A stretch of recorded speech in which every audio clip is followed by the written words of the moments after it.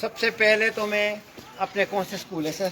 राजकीय वरिष्ठ माध्यमिक पाठशाला रोहड़ू छात्र धन्यवाद। सबसे पहले मैं सरों का और उनके आई हुई पूरी टीम का धन्यवाद करता हूं कि इनकी भी सोच ऐसी हुई कि हम गौशाला के प्रति कि हम यहाँ सफाई या हम कुछ कार्य करने आए हैं यहाँ पर।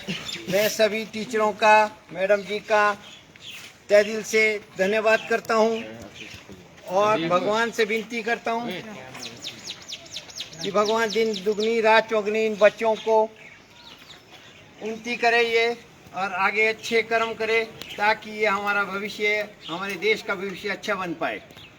धन्यवाद करता हूँ मैडम जी, सर जी का बहुत बहुत। अब आप आए हैं यहाँ पर तो आप 2 लफ्ज़ बोलें सर। क्या कैसा आपका मन किया कि हम गौशाला जाएं या गौ की सेवा कराएं? कैसे विचार आया सर? राजकीय वरिष्ठ माध्यमिक पाठशाला रोहड़ू छात्र के एनएसएस यूनिट का कार्यक्रम अधिकारी होने के नाते मैं अपने सभी स्वयंसेवियों का बहुत बहुत धन्यवाद करता हूं कि जो सोच यशवंत शर्मा जी की रही कि हम अपने स्वयंसेवियों को यहाँ के स्थानीय गौसदन में ले जा करके उन्हें ये दिखाएं कि हमारे जो बेजुबान जानवर हैं, लोग किस क्रूरता के साथ उन बेजुबान जानवरों को सड़कों पर छोड़ जाते हैं। यहाँ पर लाने का हमारा जो मकसद है वो यही है ताकि हम इन बच्चों के माध्यम से, अपने स्वयंसेवियों के माध्यम से रोहड़ू क्षेत्र की सारी जनता को ये बता पाएं कि हमें इन बेजुबान जानवरों के साथ इस तरह के क्रूरता का भरा जो व्यवहार है वो नहीं करना चाहिए। एनएसएस की यूनिट की जब हमने एक छोटी सी मीटिंग रखी थी तो वहां पर श्री यशवंत शर्मा जी लेक्चरर फिजिक्स, इन्होंने हमें सुझाव दिया था कि क्यों ना हम एक दिन इन बेजुबान जानवरों की सेवा करने के लिए बच्चों को वहां पर ले जाएं। तो कल मैंने अपने स्वयंसेवियों से मीटिंग करके ये पूछा इनसे कि बेटा हम ऐसी जगह पर जा रहे हैं कि क्या आप लोग सारे बच्चे ऐसी जगह पर आने के लिए तैयार हैं या नहीं। तो इन बच्चों के चेहरे पर खुशी देख करके मुझे लगा कि ये सारे बच्चे जो है इस काम करने के लिए बिल्कुल तैयार हैं। तो मैं अपने क्षेत्रवासियों से सभी से अनुरोध करूंगा कि अपनी जानवरों को इस तरह से बेजुबान सड़कों पर मत छोड़ें, क्योंकि पहले हम इन्हीं जानवरों का यूज करते हैं जब ये हमारे लिए यूजलेस हो जाते हैं। और ये बेचारे जानवर किस तरह से अपना भरण पोषण करते हैं, बाजार में जाकर के प्लास्टिक खाते हैं और प्लास्टिक खाने के बाद इनके किस तरह के हाल होते हैं। हम आपको वो चीजें, वो दृश्य नहीं दिखा सकते यहाँ पर कि किस तरह के जानवर यहाँ पर रखे गए हैं। हम ऐसे महान लोगों के सामने खड़े हैं जो इस तरह के बेजुबान जानवरों के लिए अपनी सेवा दे रहे हैं। हम चाहते हैं कि जिस भी तरह के कार्य आज ये हमसे करवाना चाहे, हमारे स्वयंसेवियों से करवाना चाहें, वो आज हमारे साथ, हमारे बच्चों से वो इस तरह के सारे काम करवा सकते हैं। हमारी टीम में शामिल है श्री राजीव शर्मा जी और श्रीमती अंजू मुखिया जी। ये पिछले 4 दिनों से इन्हीं स्वयंसेवियों के साथ इनको गाइड करते आ रहे हैं।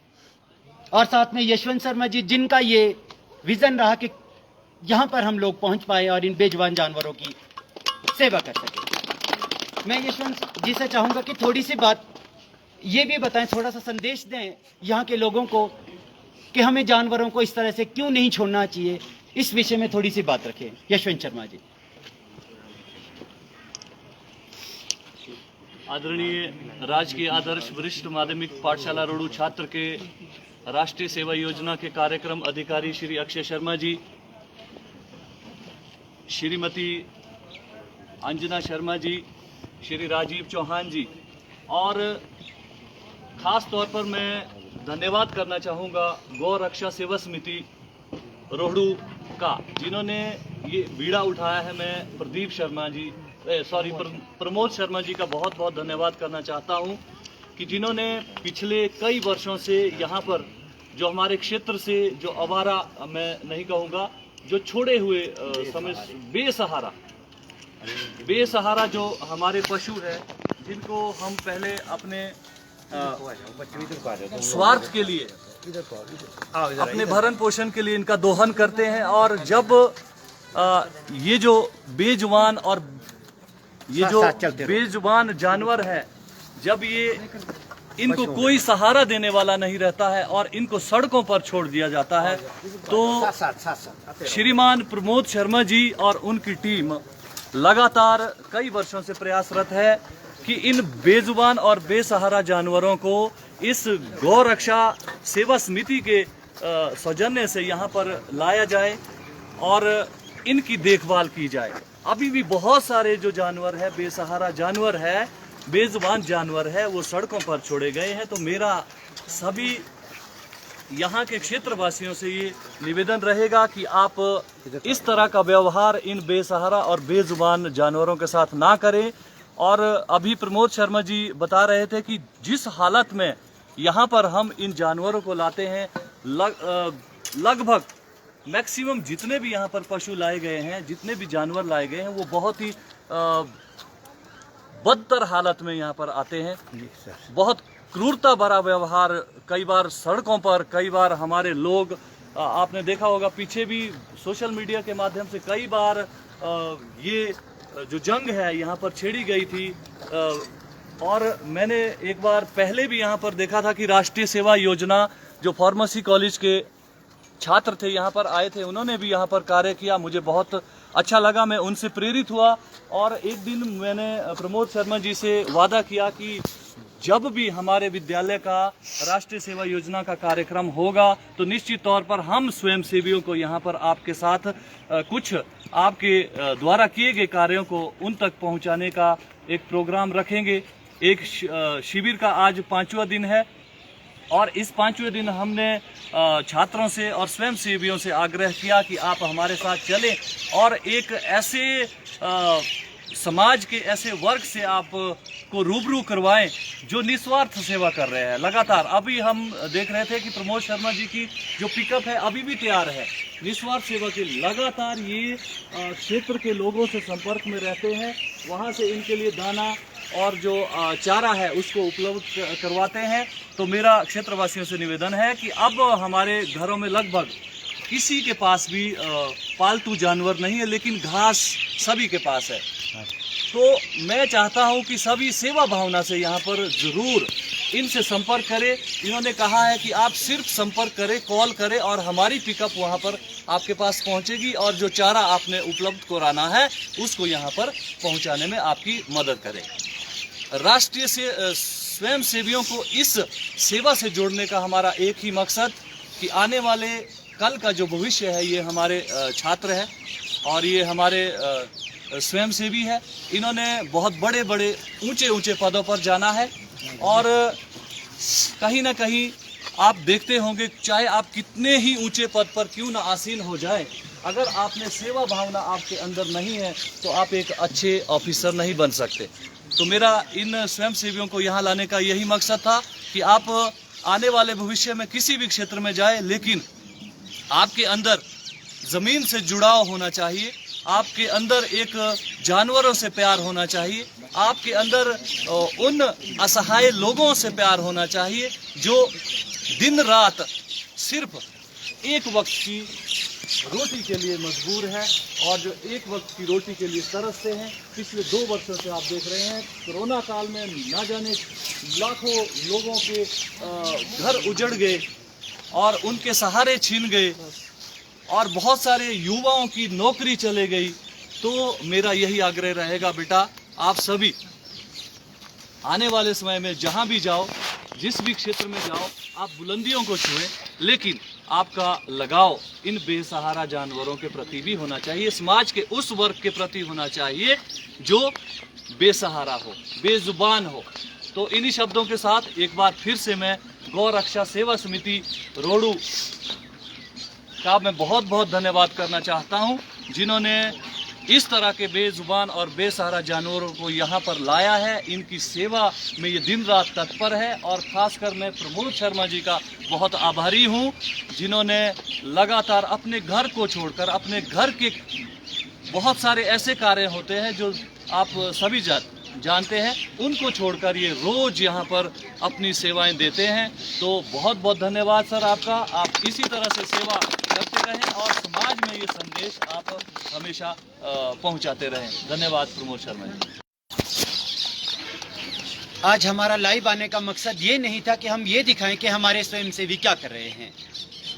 आज मेरा लाइव आने का मकसद ये था कि हम आप लोगों को एक ऐसी शख्सियत से रूबरू करवाएं जिनका बिन बेजुबान जानवरों के लिए प्यार आप लोगों को दिखाए।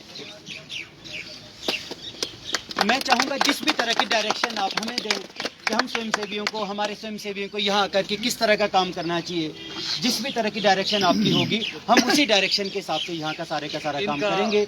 कॉन्टैक्ट नंबर भी सर शेयर हाँ करें जी। Social media. मैं चाहूँगा कि आप सोशल मीडिया पर हमारा अपना कॉन्टैक्ट नंबर हमें बताएं ताकि सारे जो स्थानीय जो लोग हैं, अगर कोई भी यहाँ पर आकर के सेवा इन बेजुबान जानवरों की सेवा करना चाहिए या किसी भी प्रकार की हेल्प, क्योंकि ये लोग हमें कभी भी किसी तरह की हेल्प के लिए नहीं कहते हैं। अगर निस्वार्थ सेवा आप लोग क्षेत्रवासी करना चाहें तो आप यहाँ पर आकर के गौ सदन में आकर के ये निस्वार्थ सेवा आप लोग कर सकते हैं। इन बेजुबानों की सेवा करके ही हम अपने उस ईश्वर को भी याद कर सकते हैं। तो मैं चाहूँगा सर अगर आप थोड़ी सी बात, दो शब्द कहें हमारे स्वयं सेवियों से और किस तरह से हमने यहाँ पे काम करना है। तो सबसे पहले तो आपने कहा है कॉन्टैक्ट नंबर मैं देता हूँ।